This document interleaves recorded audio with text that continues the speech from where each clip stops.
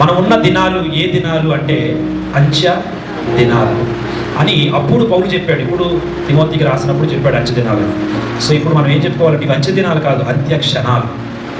దేనికి అంటే ప్రభు రాకడికి ఇవి అంత్య క్షణాలు. ఏ సెకండ్లో ఆయన వస్తారో తెలియదు, ఏ నిమిషంలో ఆయన వస్తారో ఇంకా ఏ రోజు అనడానికి లేదు, ఏ గంట అనడానికి కూడా లేదు. ఏ నిమిషంలో ఏ సెకండ్లో ప్రభు వస్తారో మనకి తెలియదు. ఇప్పుడు జరుగుతున్న పరిస్థితులన్నీ చూస్తే ఒకవైపు ప్రపంచాన్ని ఒకసారి మీరు జ్ఞాపకం చేసుకోండి.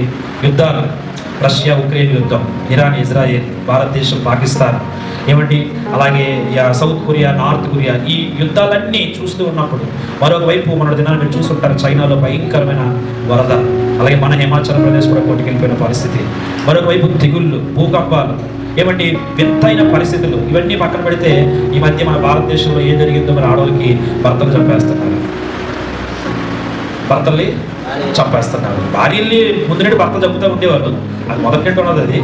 అది మన భారతదేశానికి ఉన్న ఒక ప్రధానమైన ఆచారం అనుకోవాలి. అది భర్త భార్య చంపడం పెద్ద విషయం కాదు. కానీ ఇప్పుడు చెప్పండి, ప్రత్యక్ష దైవాన్ని ఈ భక్తులు ఏం చేస్తున్నారంటే హనీమూన్ పేర్లు పెట్టి, లేనిపోని పేర్లు పెట్టి ఏం చేస్తున్నారు, పెళ్లి చేసుకుని చంపేస్తున్నారు. విచిత్రం కదా. ఈ మధ్య జరిగిన మీరు వినుంటారు, చూసుంటారు. ఇక అంతకన్నా ఘోరమైన విషయాలు ఏంటంటే, ఏమండి 16 సంవత్సరాల అమ్మాయి తల్లిని సుతితో కూడా చంపేసింది, ప్రియుడితో కలిసి మేక నరికించేసింది. ఎంత ఘోరం. పిల్లలు తల్లిదండ్రుల్ని చంపేస్తున్నటువంటి పరిస్థితి. అంతా ఇలాంటివన్నీ చూస్తున్నప్పుడు మనందరికీ గుర్తు రావాల్సింది, గమనించాల్సిన విషయం ఒకటే, యేసయ్య త్వరగా వచ్చేస్తున్నాడు. నువ్వు చెప్తారనుకున్నాను నేను.